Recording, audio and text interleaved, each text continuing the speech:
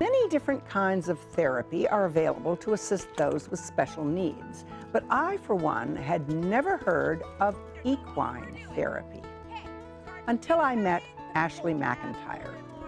Regardless of the condition, from spinal cord injury to autism to visual and hearing impairments, she puts her clients on horseback and generally stuns everyone with the strides they make. Ashley's background seems perfectly designed for her work. She's been a competitive athlete in swimming, volleyball, and horseback riding with a specialty in dressage. She has a degree in counseling. She currently works as a teacher at a local middle school where she coaches girls' sports. And she has a black belt in martial arts. What are some of the most, give me one of the most dramatic before and afters that you can remember. I have two, actually. Okay. One is a woman with quadriplegia, and, you know, you're not supposed to be able to move your limbs, you're not supposed to, you know, we're talking about pretty limitless of ability. And here this woman is learning how to do a half pass at the walk. She's sitting trot, and she's walking. Now, she needs a little assistance, but she's walking. She can back up 10 steps, she can walk forward. And then we have a gentleman who had an autoimmune disease, and they told him he was going to be in bed for the rest of his life. And now he's walk, trot, cantering, and he can get he can get his leg up and over the horse, and he just needs a little, like, making sure the boundary's there when he's coming down.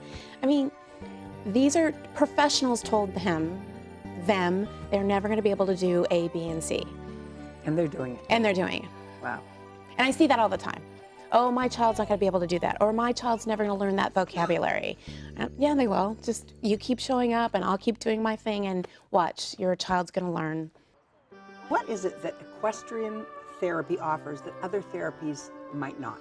So in general, animal therapies are the best, but what's so great about equestrian activities is that you're actually sitting on your partner. So when we're sitting on them, they move our body like we're walking. So if you don't walk well, you don't run, it moves your body like you're doing it. So that's the only kind of the big difference, is that you have this physical response that lights up your whole body.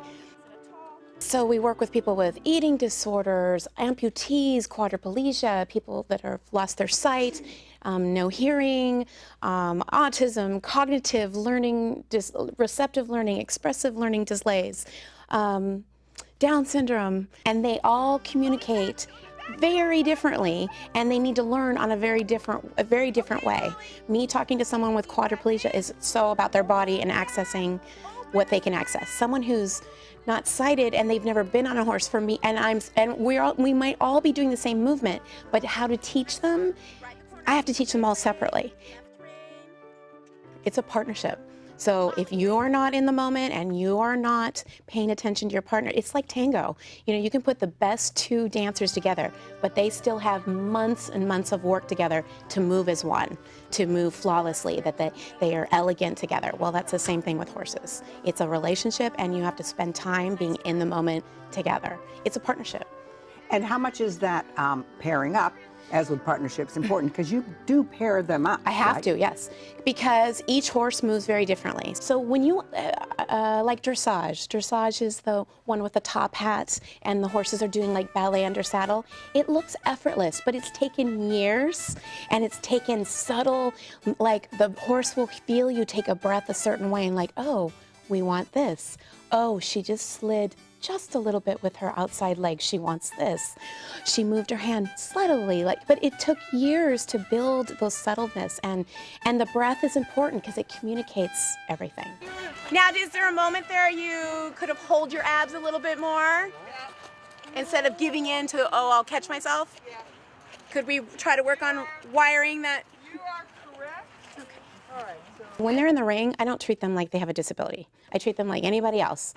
Okay, that right arm stinks. We gotta work on that. You need to focus, make the mind-body connection. Focus on it, make an effort. It's your life. You want that hand to work, you're gonna have to put the time into it. I'll help you, I'll support you, I'll set you up for success, but you have to do the work.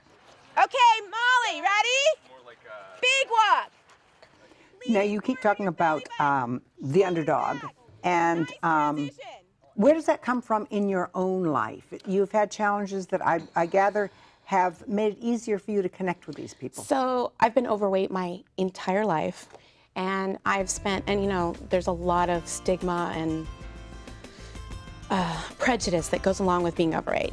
You're not smart, you're not disciplined, you're not athletic, there's a plethora of things that people judge you for being heavy, but that's not really all cases. And growing up, it's like, oh, you're too heavy to do that. Oh, you're not gonna be good at this. You're not gonna be that. And that, of course, I would cry on the side, but at the same time, I'm like, okay, you know what?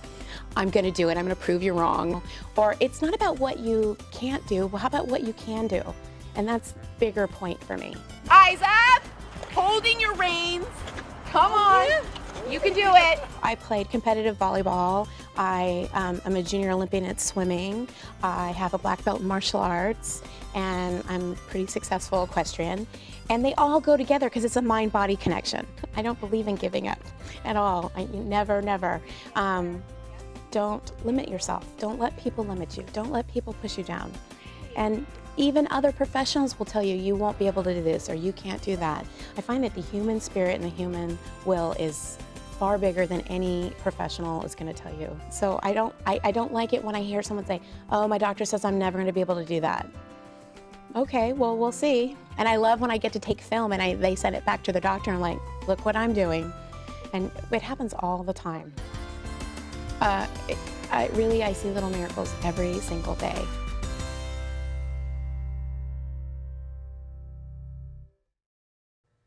Do you know someone who has overcome significant hardship and has an inspiring story to tell? Someone who has sacrificed or given over and above to the community and deserves some recognition? If so, please contact us with your nomination for next year's Local Hero Awards. To find out more about our local heroes and to watch interviews with all the winners, visit our website, midpennmedia.org. At the Mid-Peninsula Community Media Center, you can make your own videos and television programs and take classes in all aspects of media production. You can also hire our professional services team. To find out more about that, go to mcproservices.com. Congratulations to all our winners, and thank you for watching.